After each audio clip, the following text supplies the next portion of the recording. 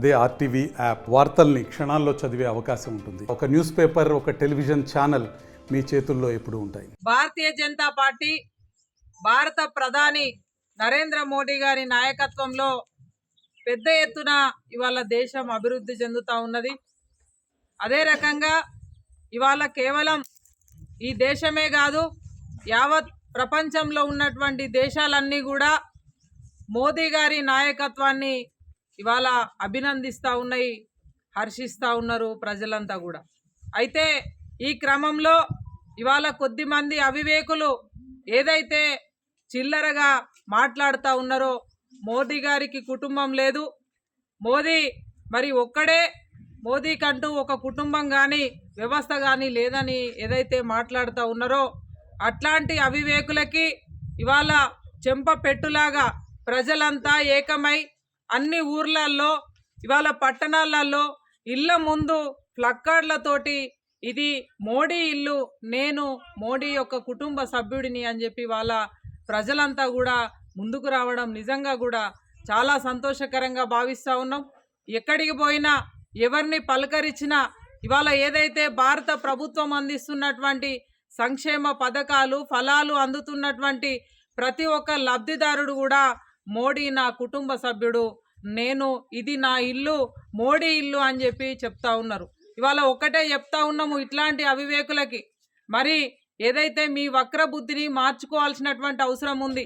ప్రధానమంత్రి మోడీ గారు ఎప్పుడైనా ఏ సభలో అయినా భారతదేశం నా మాతృభూమి, భారతదేశంలో ఉన్నటువంటి ప్రజలంతా నా కుటుంబ సభ్యులు అని చెప్పి భావించుకున్నాడు. కాబట్టే ఇవాళ దేశంలో అభివృద్ధిలో ఈ దేశం ముందుకు పోతూ ఉన్నది. ఇవాళ ఒక్కటే, ఇవాళ ఉచిత బియ్యం తీసుకుంటున్నటువంటి ప్రతి ఇంట్లో ప్రతి కుటుంబ సభ్యుడు కూడా మోడీ నా కుటుంబ సభ్యుడు, మా ఇంటికి పెద్దన్న అని చెప్పి ఇవాళ భావిస్తూ ఉన్నారు.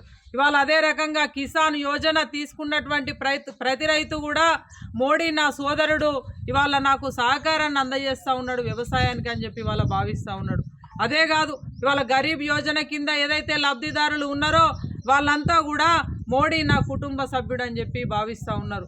ఇవాళ ఉజ్వల గ్యాస్ కనెక్షన్ తీసుకున్న ప్రతి ఆడబిడ్డ కూడా మోడీ నా ఇంట్లో సోదరుడు, నా ఇంటికి పెద్దన్న అని చెప్పి భావిస్తూ ఉన్నాడు.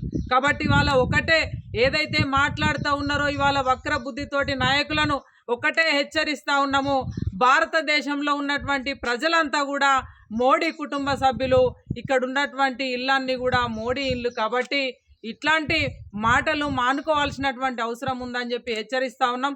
ఖబర్దార్ నాయకులారా, ఎవరన్నా ఇట్లాంటి చిల్లర మల్లర మాటలు భారతీయ జనతా పార్టీని కానీ ప్రధాని నరేంద్ర మోడీని గారిని మాట్లాడినట్టయింది ఉంటే ఖచ్చితంగా ప్రజలు గుణపాఠం చెప్పేటువంటి రోజులు దగ్గరలోనే ఉన్నాయి.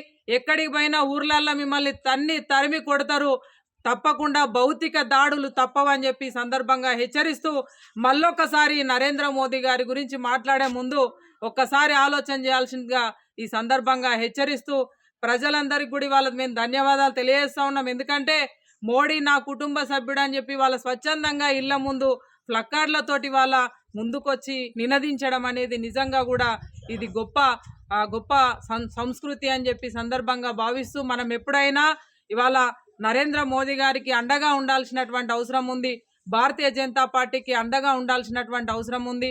ఈ పార్టీని నాయకత్వాన్ని కాపాడుకుంటే భవిష్యత్తు లోపల మరెన్నో ఇంకా ఈ భారతదేశం ముందుకు పోవడం కోసం అనేక అవకాశాలు పొందుతామని చెప్పి సందర్భంగా మనవి చేస్తూ మళ్ళొక్కసారి ప్రజలందరికీ హృదయపూర్వకంగా మేము ధన్యవాదాలు తెలియజేస్తా ఉన్నాం. భారతీయ జనతా పార్టీ నాయకులు కార్యకర్తలు తప్పకుండా ముందుకొచ్చి మరి ఈ కార్యక్రమాల్లో పాల్పంచుకోవాలని చెప్పి సందర్భంగా తెలియజేస్తా ఉన్నాము. భారత్ మాత జై.